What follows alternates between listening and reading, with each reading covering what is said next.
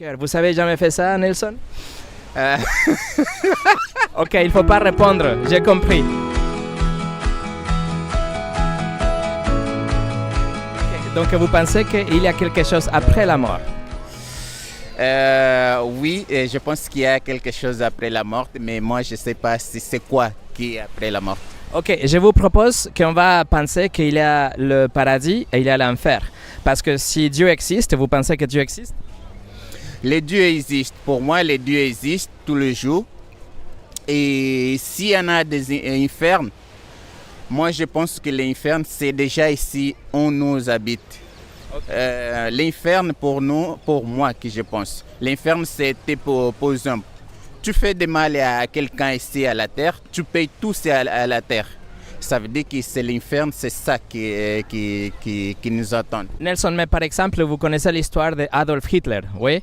Hitler, dans la Deuxième Guerre mondiale, Hitler, oui, il a tué 6 millions de personnes, plus des homosexuels, plus de gitans, plus de noirs, plus de je sais pas quoi. Il a tué des milliers de personnes et à la fin, il s'est mis une balle dans la tête, il s'est tué lui-même.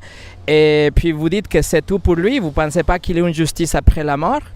Et si lui s'est fait tuer tout seul, je pense qu'il a senti la déroute de lui par rapport les adversaires qui font la guerre avec lui. Nelson, si Dieu existe et si Dieu est bon et si Dieu est juste, il doit punir les méchants comme Hitler, comme les pédophiles, comme les terroristes, comme ceux qui abusent les personnes, etc. Il doit les punir. Et en même temps, il doit récompenser les bonnes personnes. Alors, la question, si c'est vrai ça, la question que je vous pose maintenant est qu'est-ce que vous pensez ça va passer avec vous? Est-ce que vous êtes une bonne personne pour aller au paradis ou pas? Bah, pour moi je pense que je suis bonne personne, mais pour les dieux, je ne sais pas qu'est-ce qu'elle pense pour moi. Je vais vous aider parce que ça c'est exactement très intéressant. Vous avez jamais entendu parler des 10 commandements? Les commandements de Dieu. Vous savez comment? Ok. Donc ça c'est le standard que Dieu utilise pour savoir si on est des bonnes personnes ou des mauvaises personnes. Donc par exemple, le commandement numéro 9, ils disent qu'il ne faut pas mentir. Vous avez jamais menti dans votre vie? J'ai déjà menti aussi dans ma vie. Je ne peux pas dire que j'ai jamais menti. Parce que tout le monde est un menteur. Tout le monde. Toi, moi et les autres, les restes. Je suis d'accord avec vous. Le 8e commandement, ils disent qu'il ne faut pas voler. Vous n'avez jamais volé quelque chose dans votre vie, même si c'était petit? Quand j'étais petit, j'ai volé l'argent de ma maman en bas de lit et j'ai vu où elle garde. Nelson, si vous savez voler l'argent de votre maman de petit, qu'est-ce que vous faites aujourd'hui? Non, aujourd'hui, jamais fait ça. Jamais fait ça. Par contre, moi, quand je vois des gens dehors, qu'il n'y a pas de maison, qu'il n'y a pas de choses pour manger, ça me touche beaucoup.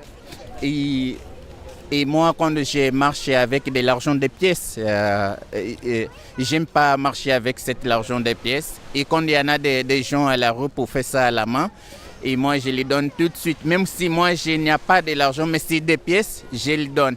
Ça c'est très bien. Il faut aider les personnes qui ont besoin, bien sûr. Mais on a vu que le 9e commandement, on l'a transgressé, on a violé le 9e parce qu'on a menti, on a volé aussi, c'est le 8e commandement. Le 7e commandement, il dit qu'il ne faut pas commettre de l'adultère. Mais Jésus, il a dit que si on regarde quelqu'un, vous regardez quelqu'un ici dans la plage et vous avez des désirs charnels, vous savez la pornographie dans votre imagination, vous désirez les personnes que vous voyez. Si vous n'avez jamais fait ça, vous êtes déjà un adultère dans votre cœur. Vous n'avez jamais fait ça, Nelson? Ok, il ne faut pas répondre, j'ai compris. Donc, la dernière question. Le 6e commandement, ils disent qu'il ne faut pas tuer. Vous savez tuer personne. Mais Jésus a dit que si on déteste quelqu'un, si on a la haine vers quelqu'un, on a déjà tué la personne dans notre cœur. Vous savez jamais détester une personne? J'ai déjà détesté une personne, plusieurs personnes, mais à cause de l'orage que cette personne me fait.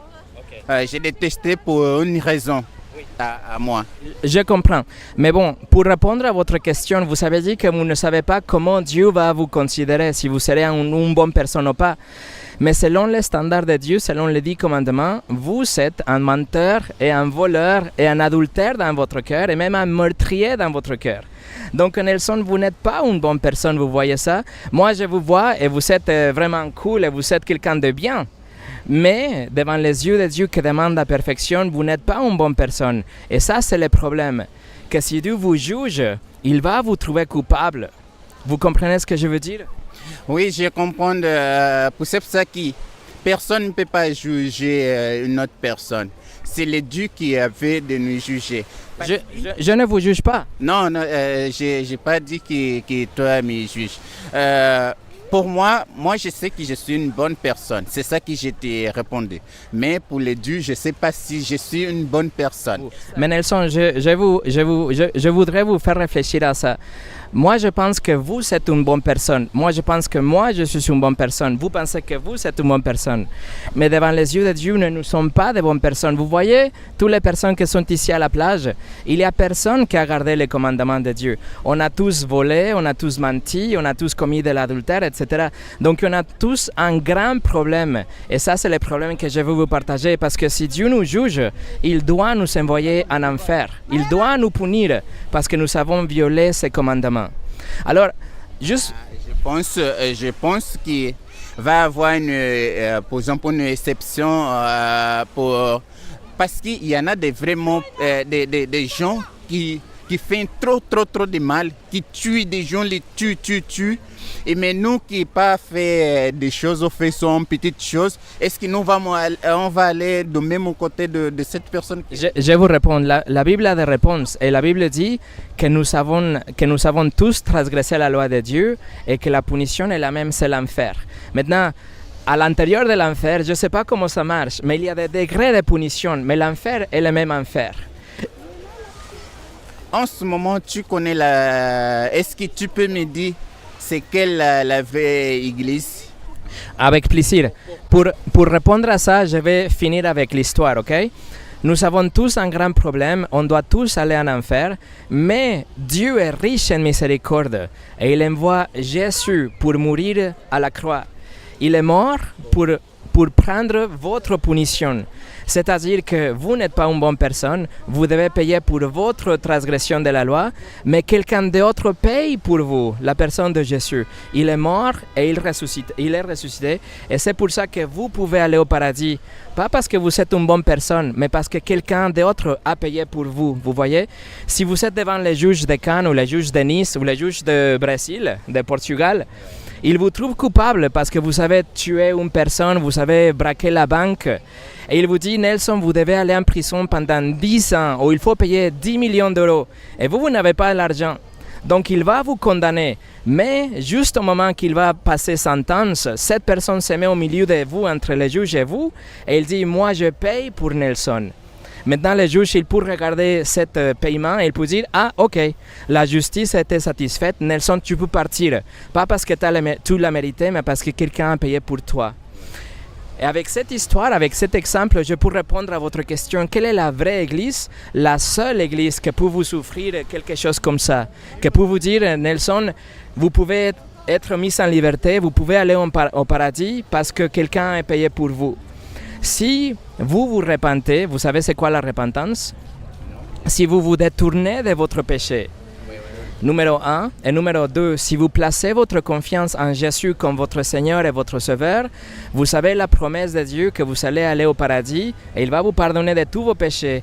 Et vous allez être au paradis, mais pas parce que vous allez à l'église, ou parce que vous donnez de l'argent aux pauvres, ou parce que vous avez fait de bonnes choses, ou les baptêmes, non. Mais parce que quelqu'un a payé pour vous. Et c'est ce que nous avons tous besoin, vous comprenez? Ce n'est pas une église qui va vous sauver, mais c'est Dieu directement qui vous sauve, mais à travers la personne de Jésus. Alors, si quelqu'un vous dit qu'il faut être baptisé, ou qu'il faut allumer des bougies, ou il faut faire de bonnes choses pour aller au paradis, donner de l'argent, ça c'est faux. La vraie Église, c'est ce qui dit que c'est Jésus qui paye pour nous et c'est grâce à lui que nous pouvons être sauvés. Mais alors, il y a deux choses qu'il faut faire en réponse. Je vous les ai dit. C'est la repentance et la foi, la repentance et la foi en Jésus seul. Il faut pas faire confiance à vous-même ou une église, mais il faut faire confiance en Jésus seul. Et vous savez la promesse de Dieu que vous serez sauvés. Nelson, je vous remercie beaucoup pour votre temps. Je vous souhaite de bonnes vacances et que vous continuez avec une belle sourire comme aujourd'hui. Merci.